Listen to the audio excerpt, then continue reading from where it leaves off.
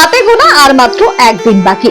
বাক্য বুদ্ধি বিদ্যা জ্ঞান অধিষ্ঠাত্রী, সকল সংশয়ের ছেদকারিণী, সর্বসিদ্ধি প্রদায়িনী দেবী হলেন দেবী সরস্বতী।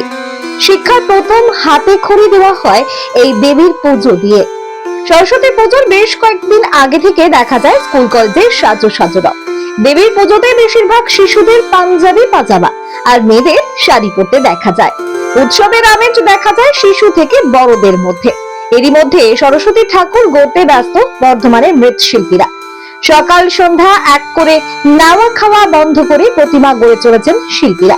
তবে আগের মতো চাহিদা থাকলেও বর্তমানে জিনিসপত্র মূল্য বৃদ্ধির কারণে একটু সমস্যায় পড়ছেন ক্রেতা থেকে বিক্রেতারা।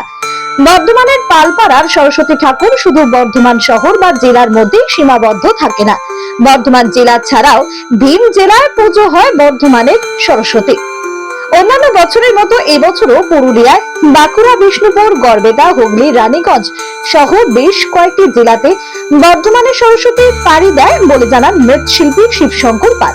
আমাদের যাবে পুরুলিয়া, বাঁকুড়া, বিষ্ণুপুর, তারপরে গড়বেতা, মেদিনীপুর, লোকাল তো আছে, মেমারি, দেবীপুর, এগুলো আছে।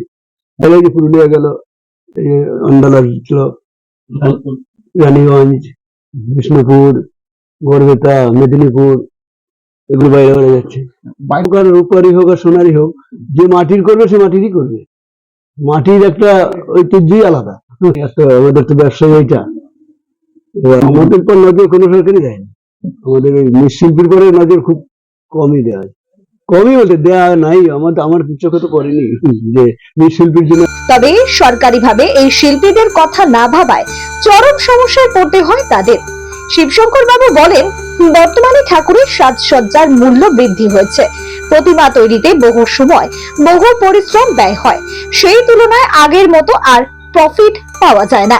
এরই মধ্যে রাজ্য সরকার যদি মৃৎশিল্পীদের কথা ভেবে তাদের কোনো সুযোগ সুবিধা দেয়, তাহলে সমস্ত মৃৎশিল্পীদের ভালো হয় বলে জানান শিবশঙ্কর বাবু। বর্ধমান থেকে সঞ্জিত করে রিপোর্ট, বিপি নিউজ। মোটামুটি 8 বছর নগদ গেলে মাটি জায়গা এখানে প্রচুর আছে। হ্যাঁ, বাইরে বাইরে পুরুলিয়া, আরামবাগ, বিষ্ণুপুর সব জায়গায় যায়।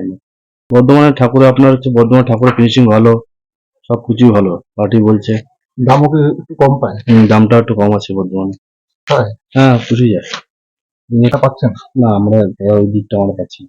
আমরা কারিগর, আমরা কাজ করি। আমরা তাহলে আপনার ফোন পাওয়া যায়, অবশ্যই পাওয়া যায়। ভাতা কিছু পাওয়া যায় না, ওগুলো পাওয়া যায় না। আপনার। আমরা কমল দাস। সরস্বতী, কোথায় যাবে এটা? এটা রঘুনাথপুর, পুরুলিয়া ডিস্ট্রিক্ট। এত দূর থেকে? হ্যাঁ, ওখানে কি পাওয়া যায় না? পাওয়া যায়, মানে এখানে ঠাকুর একটু দাম মানে না ইয়ে আছে, এখানে চয়েস হয় এখানে বর্ধমান জেলায়, এবং হ্যাঁ ফিনিশিং এর দাম আছে। আর আমরা এই নিয়ে প্রায় 5 বছর এখান থেকে নিয়ে যাচ্ছি, যাতে আমাদের যে খাটালির দামটা পাওয়া যায়। কিরকম দেখতে হয় ওখানটা? ওখানে মোটামুটি আরো আছে 10-12 জন, মানে মোটামুটি ওখানে আমরা প্রায় 300-350 ঠাকুর বিক্রি করি। কিন্তু এর মতো চাহিদা নেই অন্য ঠাকুর। মাটির চাহিদা আছে, মোটামুটি পোষায় যায়, তার জন্য তো আসা এখান থেকে। আমরা আরো বিক্রি করছি ওখান থেকে, মানে পাইকারি নিয়ে, সেটাতে আমাদের ঠিক মতো দাম পাওয়া যায় না, খাটালিটা বেশি দিতে হয়। আর এই যে এখান থেকে নিয়ে যাচ্ছি, মোটামুটি এই ঠাকুরে বললাম তো দাম আছে এবং পাওয়া যায়।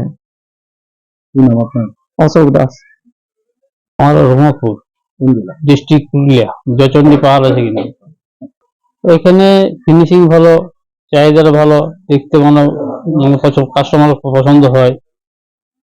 ওখানে কি এরকম ঠাকুর পাওয়া না, যায়? এখানে পাওয়া যায় বড় বড় ছোট ফিনিশিং মাল পাওয়া যাবে না।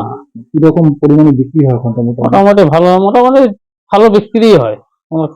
বড় বড় আমার 5 বছর ধরে করছি এখানে। আপনি কি পাইকারি দেন না এমনি হাতে? না, খুচরো বিক্রি করি।